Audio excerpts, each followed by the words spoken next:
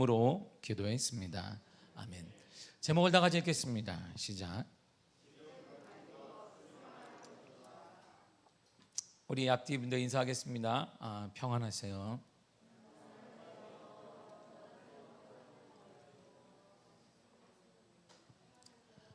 지난 2월 20일에 시작된 러시아 우크라이나 전쟁이 아직도 끝이 나지 않은 채 지금도 진행 중입니다.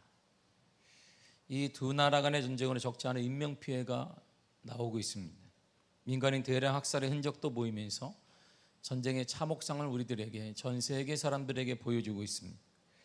지금까지의 양쪽의 대립이나 살상으로 볼 때 전쟁 후에도 이 두 나라가 쉽게 앙금을 떨고 조화를 이루기까지는 상당한 시간이 필요할 것 같습니다.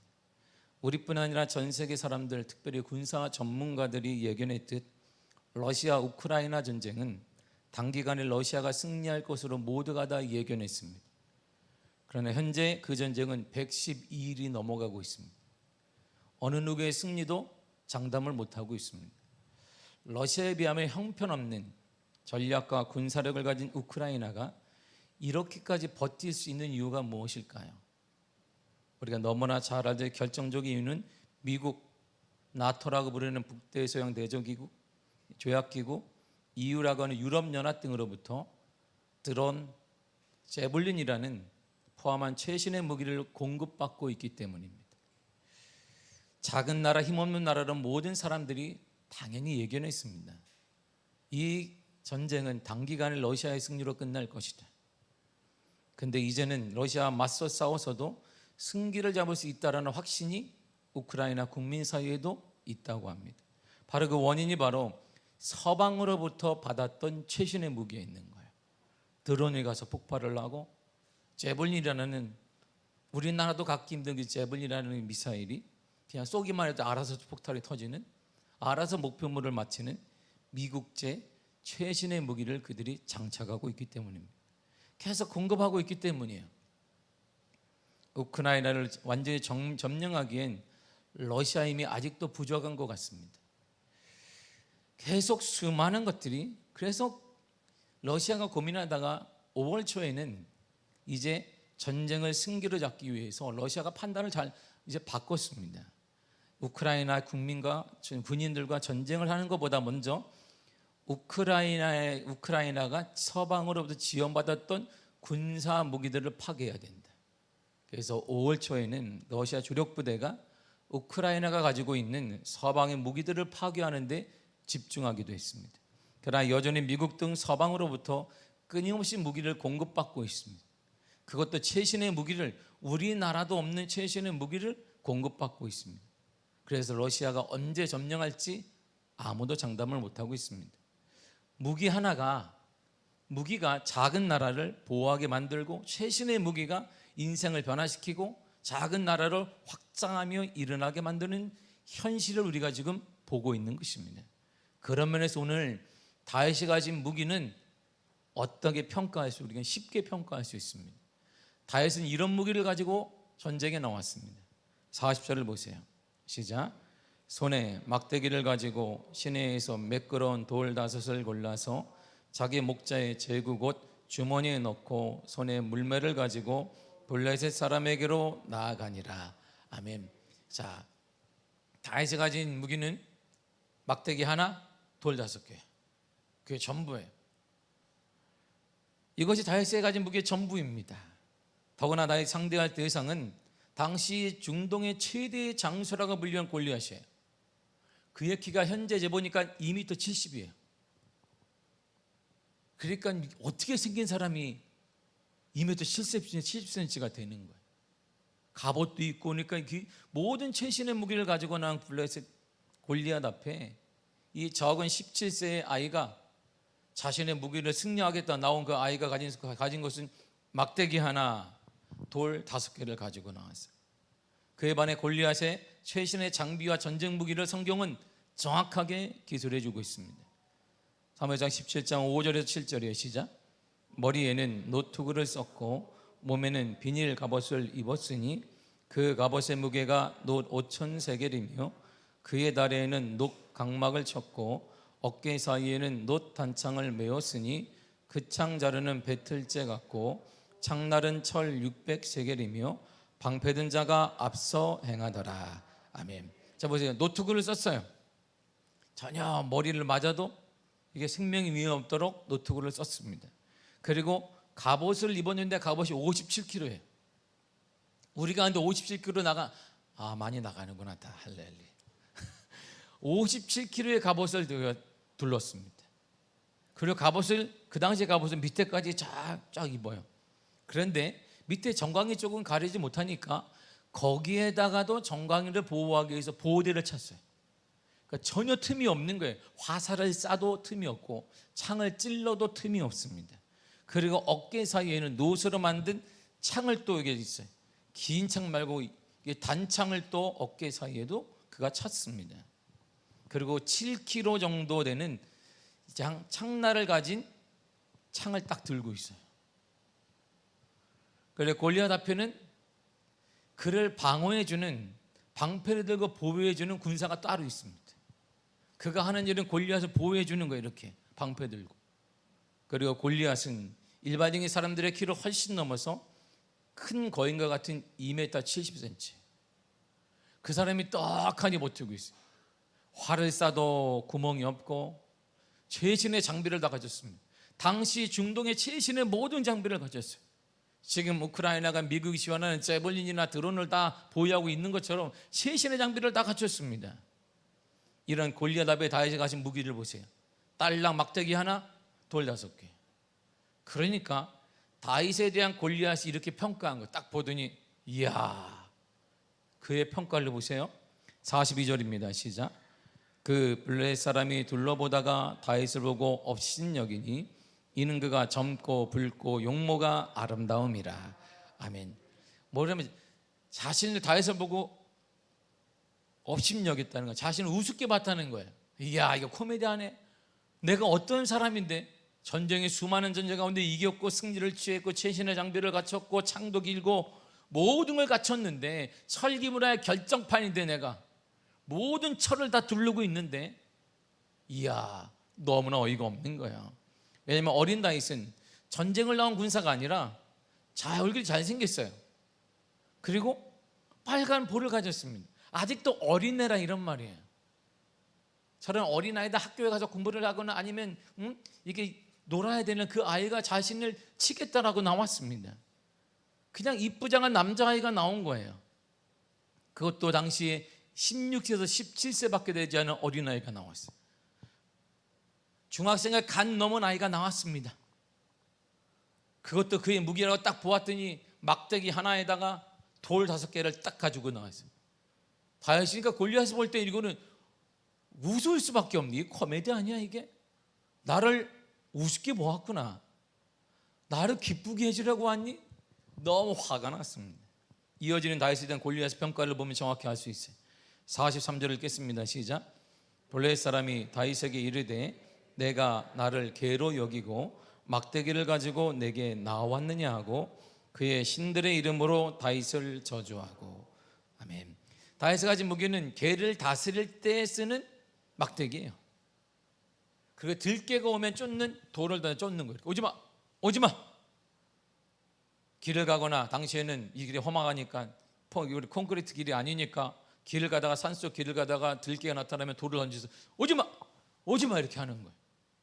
그 돌을 가지고 막대기를 가지고 그가 나온 거예요.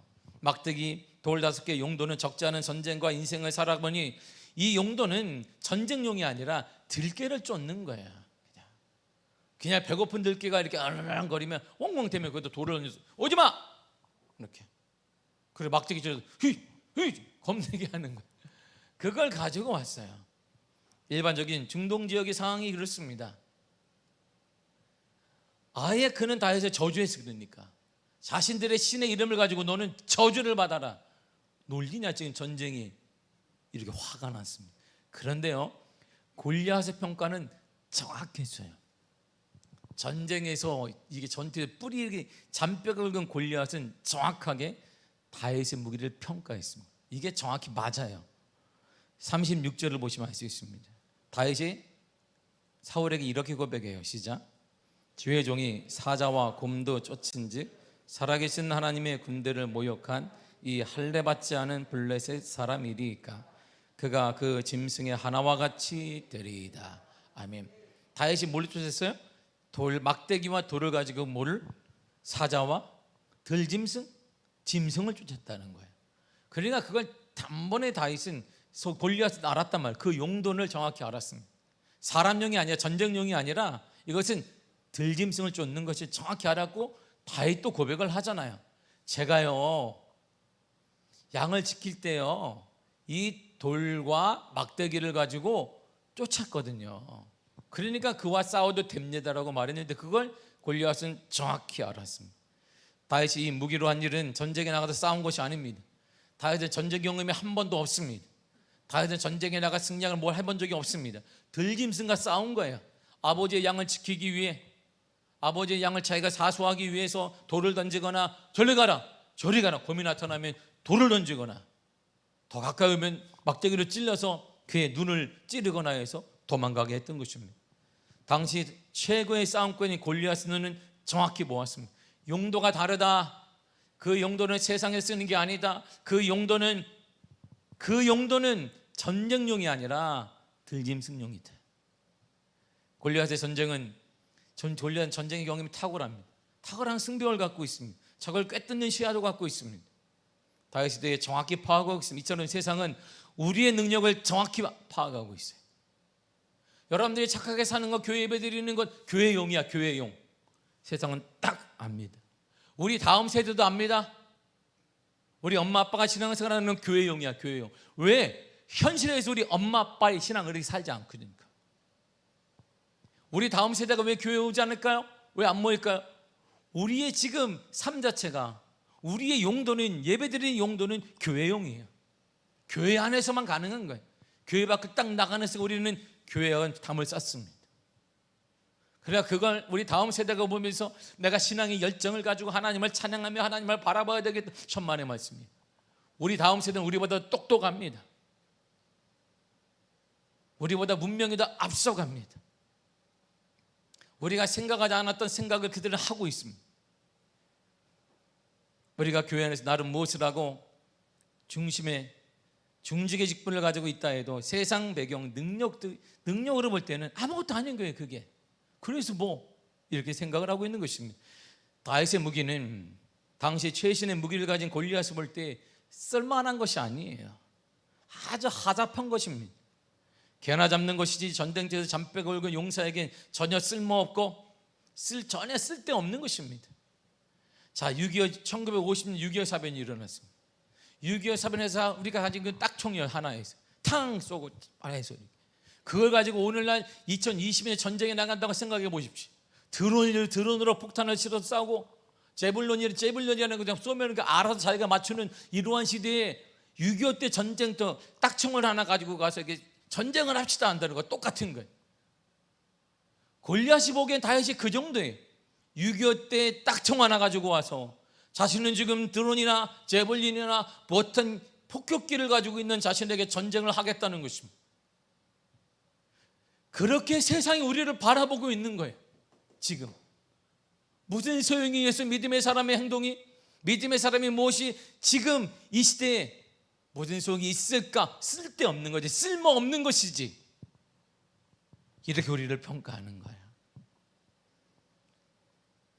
그럼에도 다윗이 세상에 보기에 쓸모없고 쓸데없는, 쓸 수 없는 그 무기들을 가지고 나온 이유는 자신이 쓰기에 가장 적절한 무기였기 때문이에요.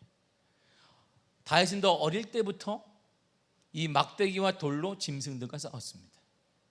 이곳에 도착하기까지 부모의 명령에 따라 형들의 안부를 물으라고 해서 어머니가 맛있는 거 싸줬을 거예요. 근데 가다 보면 냄새가 나니까 들짐승이 많이 붙었을 거예요. 들짐승이 올 때마다 그는 여전히 돌 5개, 돌의 수중에 있는 돌과 막대기를 가지고 쫓아냈습니다. 그는 절대 뺏기지 않았습니다. 막대기와 돌로 다 지켜냈어요. 다윗이 어릴 때부터 사용한 유일한 무기로 가축을 보호하거나 자신의 생명도 보호할 수 있는 것이 바로 유일한 무기인 막대기와 돌이었어요. 그러므로 다윗에게 있어서 가장 쓸만한 무기는 어릴 때부터 사용해 왔고 훈련된 물맷돌 던지는 것이었습니다. 손에 가장 잘 맞고 이긴 무기예요.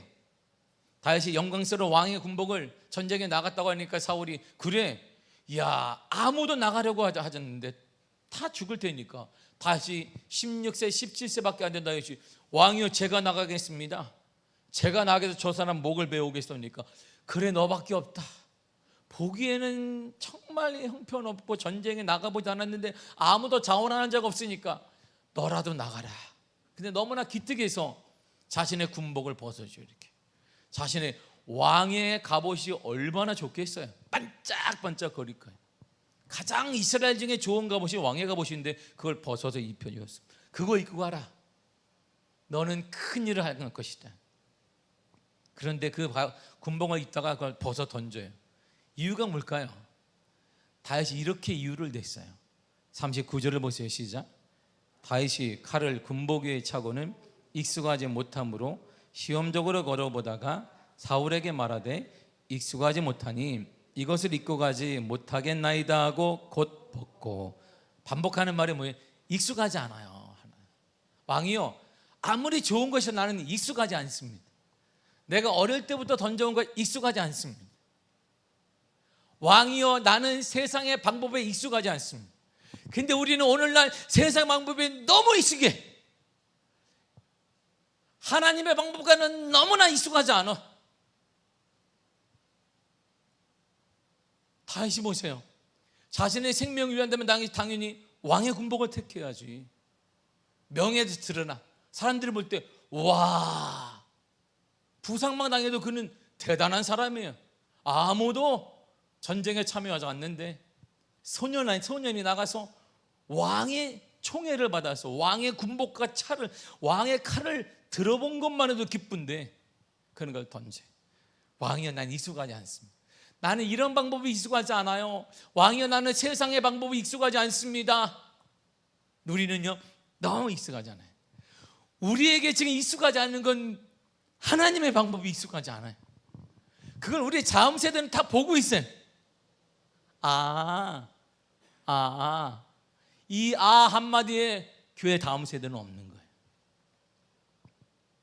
왕의 군복 갑옷이 얼마나 잘 만들었겠어요. 모든 사람들은 확 들어왔을 거예요. 이목을 끌 수 있는 군복이었을 것입니다. 그러나 그렇게 좋은 군복과 칼을 딱 던진 이유가 하나 있어요. 익숙하지 않기 때문에. 매일같이 골리앗과 같은 세상을 상대하며 살아가는 저와 여러분들에게 가장 익숙한 무기는 무엇입니까? 이 세상 험한 세상을 우리가 상대해야 되는데 여러분에게 익숙한 무기는 무엇입니까? 돈입니까? 힘입니까? 정말 이 세상을 살아가는데 이 힘든 세상을 살아가는데 여러분에게 익숙한 이 무기는 뭡니까? 성경은 저와 여러분들에게 성경 읽어보시면 성공하란 말을 한 번도 한 적이 없어요. 주님이 얘들아 성공해라 성공해라 이런 말이 성경에는 한 단어도 없어요. 성경에는 유일하게 우리가 하나님의 자녀인데 성공하거라, 남들처럼 성공해야 된다, 더 많이 성공해야 된다 이런 말이 없어요. 성경에는요 우리에게 승리하라고 말합니다. 어둠과 싸워 승리해라, 사단과 싸워 승리해라, 이 땅에 무릎 꿇지 말고 승리해라. 어둠의 세력과 싸워 승리하라는 거예요. 그래서 골리앗과 같은 세상과 맞서 승리하는 비결을 주님이 딱 여기 이러면 승리한다. 승리를 이렇게 한다는 거예요. 요한에서 5장 4절입니다. 시작. 세상을 이기는 승리는 이것이니 우리의 믿음이니라. 아멘. 할렐루야. 방법이 뭐예요? 믿음이니라. 그럼 우리는 믿음에 익숙해져야 하는데, 믿음에 익숙하면 역사가 일어나고 기적이 나타나고 은혜가 나타나고 세상에 틈이 보이게 되고 세상을 정복할 수 있는 힘을 주시는데, 지금 우리에게 세상은 익숙한데 믿음이 낯설어요. 오늘날 교회의 최대 난제가 이거예요. 세상은 너무나 잘 알아. 우리가 세상에 성공하는 법, 어느 학원을 다녀야 되는지, 누구를 통해야 되는지, 누가 좋은 강사인지, 어느 사람을 만나야 되는지, 돈 많은 사람이 누구인지, 뭘 투자해야 되는지 다 알아. 근데 진작 우리가 알아야 될 주님이 승리하는 방법을 가르쳐주는 그 믿음의 방법은 낯설어요. 우리가 믿음의 사람이 우리가 낯설어요. 더 큰 문제는 우리 다음 세대들은 아예 세상 힘으로 살아요. 세상 힘으로 살아. 여러분은 믿음으로 어떤 무기를 사용하고 있습니까? 기도하십니까? 더 깊게 기도하시길 바랍니다. 말씀으로 승리하기를 원하십니까? 더 깊게 묵상하시길 바랍니다. 섬김하십니까? 더 겸손히 섬기고 섬김의 폭을 넓히시기를 바랍니다. 헌신하고 계십니까? 더 낮은 자세로 자신을 드러내지 말고 헌신하시기를 축복합니다. 신방을 하고 계십니까? 신방은 내가 말하는 것이 아니라 더 많이 들으세요. 그리고 하나님의 마음을 전하십시오. 전도하십니까? 더 많은 영혼을 구원하시길 바랍니다. 복음을 전하시기를 바랍니다. 주님의 마음을 세상에 전하시기를 바랍니다. 헌금하십니까? 더 많이 드리세요. 인색하게 드리지 말고 더 많이 드리세요. 여러분들의 상상을 초월해서 드리세요. 믿음으로 더 많이 들으십시오. 계산하지 말고 들으시기를 바랍니다. 그러면 주님도 계산하지 않고 저와 여러분들에게 은혜 허락하여 주실 것입니다. 없습니까? 찾으세요. 더 늦기 전에 찾으십시오. 주방이라도 들어가세요. 화장실이라도 청소하세요. 시계의 배터리라도 가세요. 할 일 없거든 그냥 갈아. 배터리 다 갈아요. 그냥 시계 방방마다 쫓아다니면서 멀쩡한데 그냥 갈아요. 그러면 그것도 못한다 그러면 만나는 사람마다 인사해요. 90도로. 애들한테도 축복한다. 야 축복. 야라는 말은 우리 아이들한테 야라는 이름은 없어요. 누구누구야 하나님으로 축복한다고 인사해. 인사. 90도로. 성도들에게도 고개 세우 빳빳이 세우지 말고 어린아이에게 더 인사를 잘하세요. 존경받는 애가 존경할 줄 알기 때문에. 그렇다면 이 모든 것을 할 때 크든 작든 영적 무기를 사용할 때는 승리는 믿음이라고 했으니까 믿음으로 하면 돼요. 그렇다면 말이에요, 믿음으로 하라는 것이 무엇일까요? 오늘 본문이 딱 두 가지를 얘기해요. 믿음으로 하라는 건 첫째가 세상과 비교하지 말라는 거야. 뭐 하지 말라? 세상과 비교하지 말라. 세상의 눈, 골리앗 눈으로 우리를 바라보지 말라는 거예요. 세상 것에 마음 뺏기지 말라는 것입니다. 비교하지 말라는 것이에요. 골리앗이 다윗이 가진 무기인 막대기 하나, 돌 5개를 비웃었던 것은 세상과 비교했기 때문이에요. 이야, 세상의 무기가 좀 이런데 쟤 살아가는 거 봐. 세상은 물질이 힘인데 믿음으로 산대. 이야, 참 어이가 없네. 이게 어이가 없네. 지금 세상이 어떻게 돌아가는데 믿음이 승리한다, 이런 말을 하고 있네. 세상을 계속 비교하게 만들어요. 칼, 창, 갑옷, 전투, 경력 등등. 근데 다윗은 아무것도 없어요. 경력도 없고 전투를 해본 적도 없고 칼도 없고 창도 없고 갑옷도 없고 아무것도 없습니다. 그래서 세상이 비웃는 거예요. 세상이 우리를 비웃어요.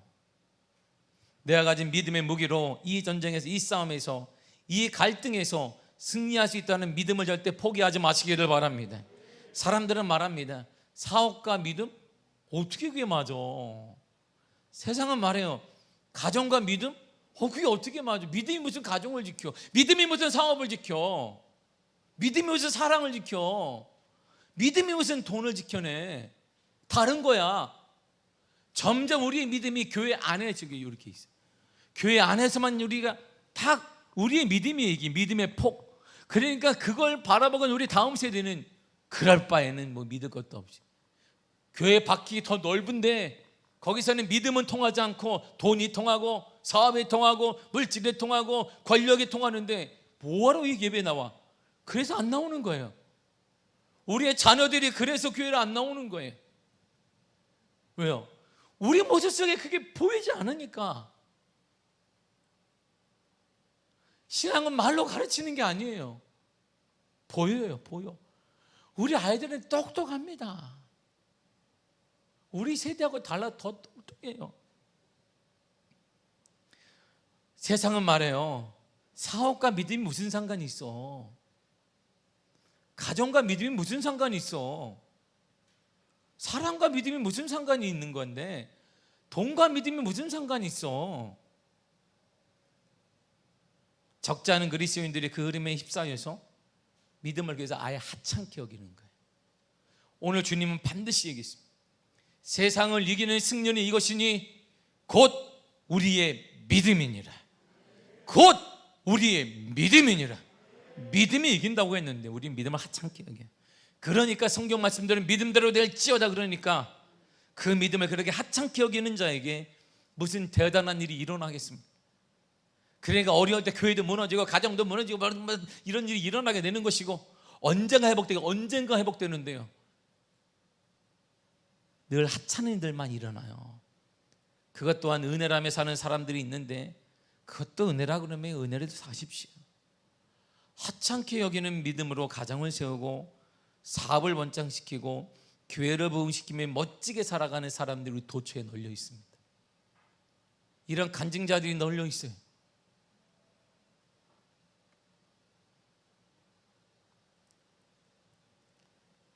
시차례를 우리가 수련회 가는데요, 시차례 한 다른 교회 임원 중에, 우리 시차례 소속 임원 중에 장로님이 한 분 계세요. 임원 여자분이 목사님이고 사부야. 이분이 저한테 이렇게, 목사님 돈 많이 없는데요, 제가 다 감당합니다. 목사님, 필요한 모든 것도 그냥 제가 다 예산 다 제가 감당합니다. 다 그냥 말하세요. 시차례가 새롭게 하면서 돈이 없어요. 제가 시찰장은 됐는데 제가 조금 했어요.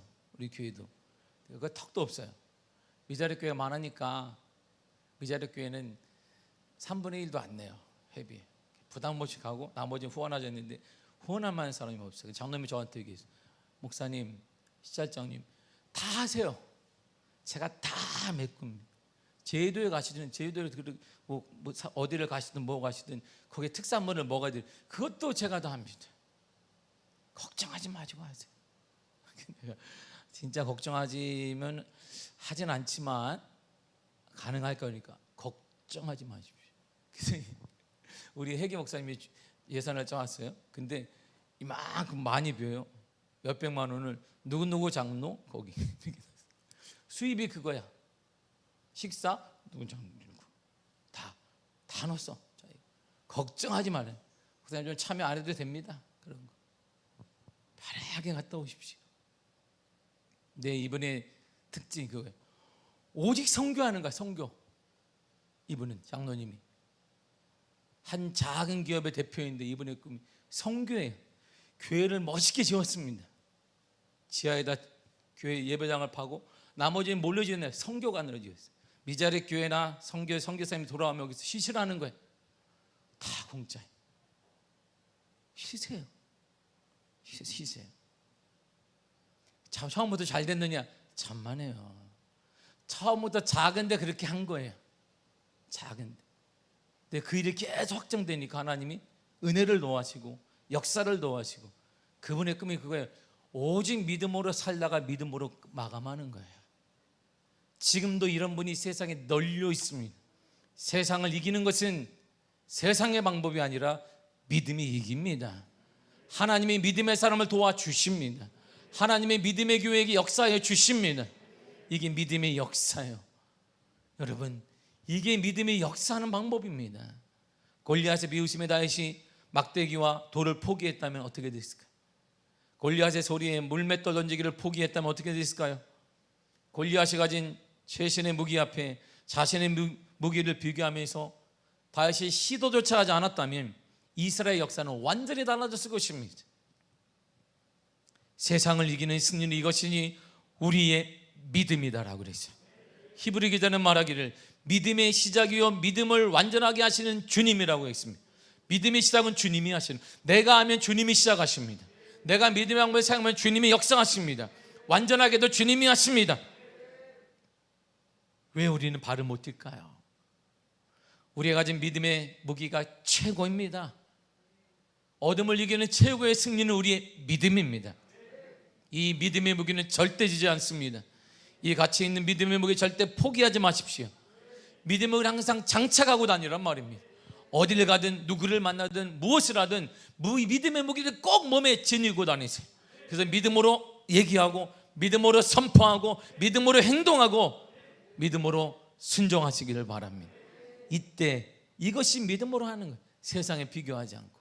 두 번째가 믿음으로 하라는 것은 주의 영광을 위해 사용하라는 거예요. 오직 주의 영광을 위해서. 45절을 보세요. 시작. 다윗이 블레셋 사람에게 이르되 너는 칼과 창과 단창으로 내게 나아오거니와 나는 만군의 여호와의 이름 곧 내가 모여가는 이스라엘 군대의 하나님의 이름으로 내게 나아가노라. 아멘. 세상 칼, 창, 단창 등 최신의 무기를 장착한 채 전쟁터에 나와요. 그러나 우리는 믿음 하나 딸랑 갖고 나와요.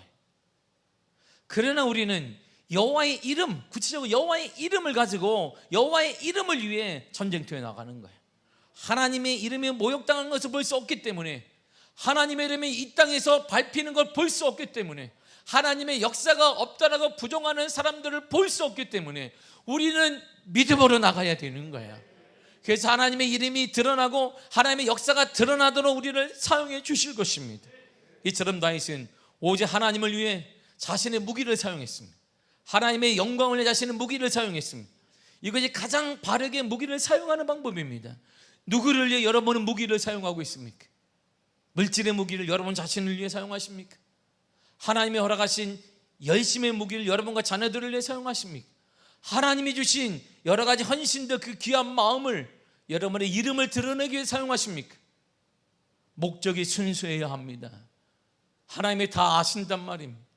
우리의 이름은 죽고 그리스도의 이름이 드러나야 돼. 여러분들의 헌신을 통해, 여러분들의 드림을 통해 우리의 이름이 아니라 우리의 이름은 죽고 그리스도의 이름이 드러날 때, 그때 믿음으로 기적의 역사가 일어나는 것이고, 그런 가정을 사용하시며 그런 기업체를 사용하시며 그런 교회를 사용하여 주시는 것입니다. 목적이 순수해야 돼요. 오직 하나님을 위해, 오직 하나님 나라 확장을 위해서. 참된 승리는 하나님의 영광을 위해 내가 가진 무기를 사용할 때 가능합니다. 여러분들이 주의 영광을 위해 사용하시기를 바랍니다. 믿음의 무기를 사용하는 것은 세상과 비교하지 않는 것이고 오직 주의 영광을 위해 사용하는 것입니다. 이런 믿음의 고백과 함께 세상을 향해 나아가십시오. 그리고 승리하는 자가 되시기를 바랍니다. 반드시 하나님이 함께하여 여러분들과 승리케 하여 주실 것입니다. 47절을 다 같이 읽겠습니다. 시작. 여호와의 구원하심이 칼과 창에 있지 아니함을 이 무리에게 알게 하리라. 전쟁은 여호와께 속한 것인즉 그가 너희를 우리 손에 넘기시리라. 아멘. 하나님의 구원은 칼에 있는 거 아니에요. 하나님의 은혜는 이 세상의 최신의 무기에 있는 거 아닙니다. 하나님의 은혜는 이 세상의 그 어떤 힘에 있는 건 아닙니다. 하나님의 구원하심은 여호와 하나님께 손에 있습니다. 하나님의 믿음 안에 있는 거예요. 이 믿음이, 우리가 이 믿음대로 살아갈 때 이것을 우리 다음 세대가 봐야 합니다. 그래야 우리의 다음 세대의 신앙의 전수가 일어나서 주님 오시는 그날까지 우리 교회가 명맥을 이어가는 교회가 될 수 있습니다. 사랑하는 성도 여러분, 30년 후에 과연 우리 교회는 남을까요? 과연 30년 후에 우리 교회가 예배 드리는 교회가 될까요? 여러분이 다 떠나고 나도 떠나는데 우리 다음 세대가 채워질까요? 아니, 채워진 나도 그 어떤 모습으로 채워질까요? 믿음이 아니라 놀이터는 아닙니까? 우리가 아이들의 놀이터를 만들어주는 건 아니십니까? 믿음이 그 정도입니까? 날 위해 생명 바친 그리스도, 내게 은혜를 허락하시고 기적을 허락하시고 역사를 허락하시고 치유를 허락하시고 능력을 허락하신 그분이 살아 역동하는 교회가 아니라 이들이 놀이터로 만들고 있다면 그것은 이들의 잘못이 아니라 이들이 한 번도 보지 못했기 때문에, 우리의 모습을 통해 믿음의 역사, 믿음의 은혜, 믿음의 가치를 본 적이 없기 때문에 우리 잘못인 거예요. 믿음의 무기를 사용하는 여러분이 되시기를 바랍니다. 세상과 비교하며 실망하지 마세요. 주의 영광을 위해서만 살아가십시오. 주님 반드시 약속하셨습니다. 승리는 이것이니 곧 우리의 믿음이니라. 내 무기가, 여러분의 무기가 세상의 눈을 볼 때 형편없고 보잘것없는 것처럼 보여도 그것에 믿음이 더해지면 우린 승리할 수 있습니다. 반드시 일어날 것입니다. 우리 교회는 반드시 부흥될 것이고 더 큰 부흥이 일어날 것이고 더 큰 일을 감당할 수 있습니다. 더 큰 여러분들의 기업체가 되기를 바라고, 더 큰 가정이 되기를 바라고, 더 귀한 자녀가 되기를 간절히 축복합니다. 이런 역사는 반드시 일어날 것이에요.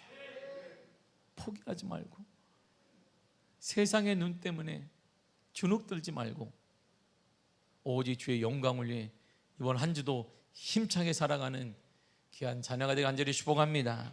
기도하겠습니다. 하나님 감사합니다. 주의 은혜 허락하시며 주의 역사 허락하시며